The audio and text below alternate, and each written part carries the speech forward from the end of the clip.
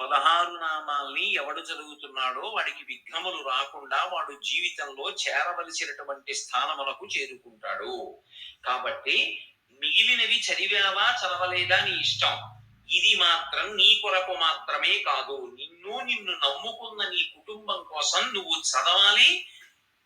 నువ్వు నీకు చదవడం చేత కాకపోతే కనీసం ప్రతిరోజు ఇది చదవడం వచ్చిన వాళ్ళ దగ్గరికి వెళ్ళి చదవమని నువ్వు వినాలి.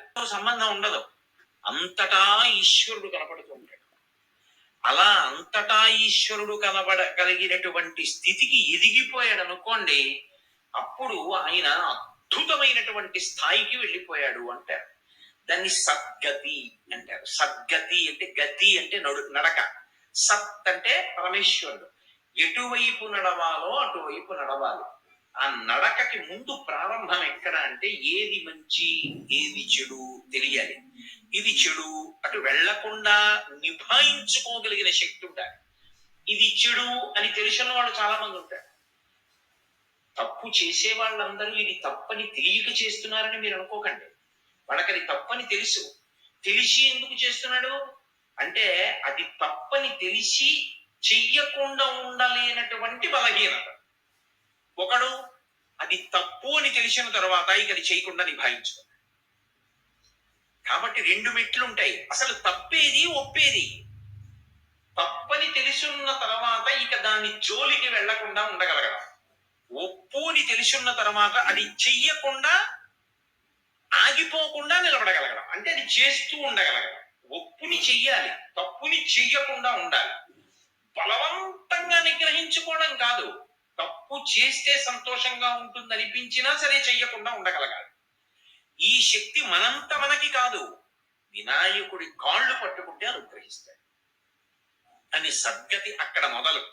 మంచి చెడుల మధ్య వివక్ష తెలిసి ఏది మంచో దాని యందు పూనిక, ఏది చెడో దాని యందు అనురక్తి లేకుండా మంచిని మాత్రమే పట్టుకుని ముందుకు వెళ్ళిపోతూ ఉండడం.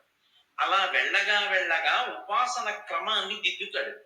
దిద్ది చిట్ట చివరికి పండిపోయే స్థితికి వచ్చేటప్పటికి అంతటా బ్రహ్మాన్ని చూడగలిగినటువంటి స్థితికి ఎదిగిపోతాడు. అప్పుడు నమ చౌరాయచ శిష్యాయచ భైన్యాయచ శగత్యాయచ ప్రవాహ్యాయచ. మెరుపు పరమేశ్వరుడే. అదేమిటండి మెరుపు పరమేశ్వరుడే ఏమిటి అంటే ఒక విషయం చెప్తారు. ఒక తల్లి పిల్లవాడిని స్కూల్కి పంపిస్తూ రోజు ఓ మాట చెప్పేది. అమ్మ నువ్వు రామ్మ, అమ్మ నువ్వు రామ్మ అని ఏడుస్తుంటే, నాన్న నిన్ను నన్ను కూడా చూసేవాడు భగవంతుడు. ఎప్పుడూ భగవంతుడు నిన్ను చూస్తూనే ఉంటాడురా, నిన్ను కాపాడుతూనే ఉంటాడు. ఎందుకు బెంగపెట్టుకుంటావు? ఇంట్లో నన్ను కాపాడతాడు, స్కూల్లో నిన్ను కాపాడతాడు. దేవుడు ఉన్నాడు నాన్న అంటుండేది. నిన్ను చూసి ఎప్పుడు సంతోషంగా నవ్వుతూ ఉంటాడు భగవంతుడు, వెళ్ళిరా అనేది. రోజు పిల్లవాడు వెడుతున్నాడు. ఓ రోజు కుండపోత కింద వర్షం పడిపోతుంది మబ్బేసి. పిల్లవాడు ఒక్కడు రాలేడేమో అని తల్లి వెళ్ళి పిల్లవాడిని తీసుకొస్తాడు. మెరుపులు మెరుస్తున్నాయి. అంతంత పెద్ద పెద్ద మెరుపులు పిడుగులకి తల్లి భయపడి, ఈ పిల్లవాడు రారా అంటే మెరుపు వచ్చినప్పుడల్లా ఆగుతున్నాడు. ఒకసారి నీకు బుద్ధి ఉందా లేదా, మెరుపు వస్తే ఆగుతాయంటే రా అని అంటే పిల్లాడు అన్నాడు, అమ్మా నువ్వు చెప్పావు కదూ దేవుడు ఎప్పుడు నన్ను చూసి నవ్వుతూ ఉంటాడు, రక్షిస్తాడని. మామయ్య మన ఇంటికి వస్తే నేను ఏం చేస్తున్నా ఫోటోలు తీసుకున్నట్టే వానలో తడిసి నీతో వెళ్ళిపోతున్న నన్ను భగవంతుడు ఫోటో తీసుకుంటున్నాడమ్మా, ఫ్లాష్ అది అన్నాడు. తల్లి మాట నమ్మిన పిల్లవాడికి అచంచల విశ్వాసం కలిగింది. చెప్పిన తల్లికి పూర్ణమైన నమ్మకం కలగలేదు. అది ఆ నమ్మకం మంచి చెడుల వివక్ష తెలిసి ఆ మార్గంలో ప్రయాణించి ఉంచుకున్నవాడు మొదట అమాయకత్వంతో పూజ మొదలెడతాడు. దాన్ని రాగభక్తి అంటారు. మొదట ఎవరి పూజ అయినా అలాగే మొదలవుతుంది, రాగభక్తితోటే మొదలవుతుంది. ఏదో ఇవ్వాలంటే నేను ఏదో సక్రమంగా పూజ చేయగలిగి ఉండొచ్చు, ప్రారంభంలోనే నేను అంత గొప్పగా పూజ చేయగలనా? ఇప్పటికీ నేను పూజ చేస్తే ఏమో ఎన్ని తప్పులు ఉంటాయో నాకన్నా బాగా తెలిసిన వాళ్ళకి తెలుస్తుంది. నాకు తెలిసినవి ఇప్పుడు అనుకుంటున్నాను, కానీ నాకు తెలియనివి తప్పులు ఎన్ని ఉంటున్నాయో. మొదట రాగభక్తి తప్పులతో ఉంటుంది, కానీ అలాగే ఉండిపోకూడదు. మనవడు తంతు నించున్నట్టు నించోకూడదు. కొడుకులా ఎదగాలి. తర్వాత శాస్త్రాన్ని ఆధారం చేసుకుని వెళ్ళాలి. తర్వాత అసలు పూజా మందిరంతో సంబంధం లేదు, అంతటా పరమాత్మని చూడగలిగిన స్థితికి ఎదిగిపోతాడు. అది సద్గతి. ఇందులో నడిపించగలిగిన వాడు ముందుండి విశిష్టమైన నాయకుడు వినాయకుడు. అందుకే మాకు బుద్ధిని గణపతికి నిపుడు జయా జయ మంగళం నిత్య శుభమంగళం అంటూ మంగళహార్తిస్తారు. అటువంటి సద్గతిని ఇవ్వగలిగినటువంటి వాడు. కాబట్టి మన కొరకు అడిగేటటువంటి వాటిల్లో ధర్మ, అర్థ, కామ, మోక్ష, భక్తి, జ్ఞాన, వైరాగ్యములు ఈ 7 అడుగుతారు. ఇందులో ధర్మార్థ కామ మోక్షములు, భక్తి జ్ఞాన వైరాగ్యములు. భక్తి అంటే మీతో ఇప్పుడు మనవి చేశారు. జ్ఞానము అంటే అసలు ఈశ్వరుణ్ణి తప్ప లోపల ఇంకొకటి అనుభవం ఉండదు. అద్వైత భావన ఎందు నిలబడతాడు. వైరాగ్యం అంటే ఒక వయసు వచ్చేసిన తరువాత ఇక అది కష్టమవనివ్వండి, సుఖమవనివ్వండి ఒక్కలాగే ఉంటాడు, చెలించిపోడు. దాన్ని వైరాగ్య సుఖం అంటారు. అది నోటితో చెప్పినంత తేలిక కాదు. ఏదో కష్టం వచ్చిందనుకోండి, గత జన్మలలో ఏదో పాపం చేసి ఉంటాను, ఈ కష్టం రూపంలో పోతోందంటే అది నోటితో చెప్పినంత తేలిక కాదు. భగవద్ అనుగ్రహం ఉంటే తప్ప వైరాగ్య సుఖం రాదు. అది రావాలి. రాకపోతే బతికున్నంత కాలము బాగుంటేనే సంతోషం, లేకపోతే ఏడుస్తానంటే జన్మకు అర్థమే ఉంది ఇంకా.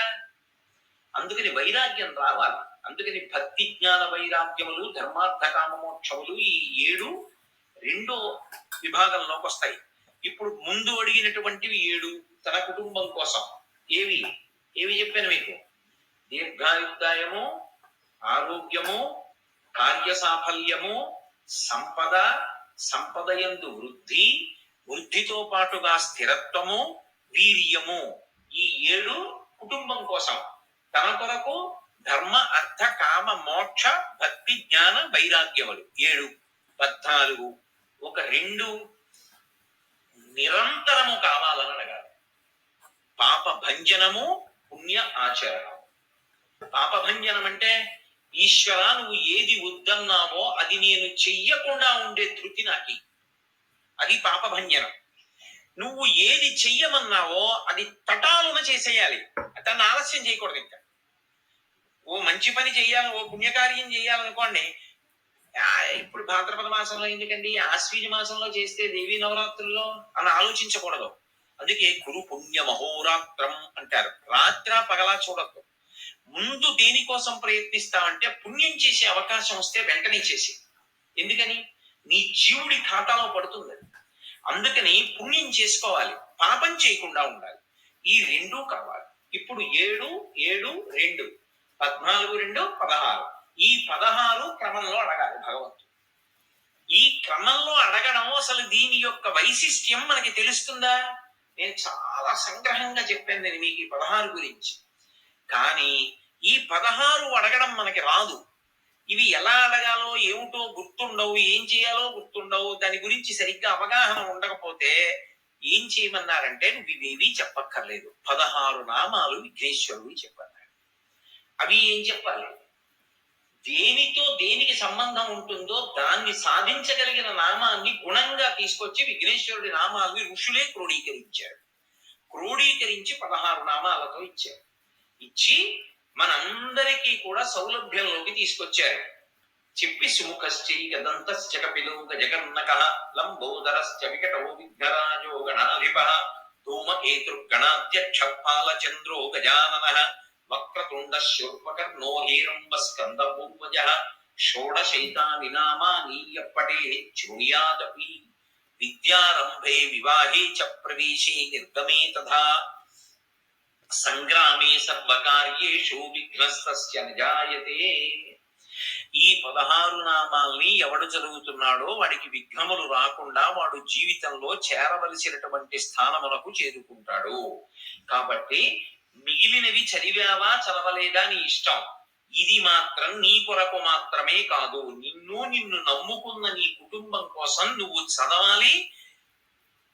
నీకు చదవడం చేత కాకపోతే కనీసం ప్రతిరోజు ఇది చదవడం వచ్చిన వాళ్ళ దగ్గరికి వెళ్ళి చదవమని నువ్వు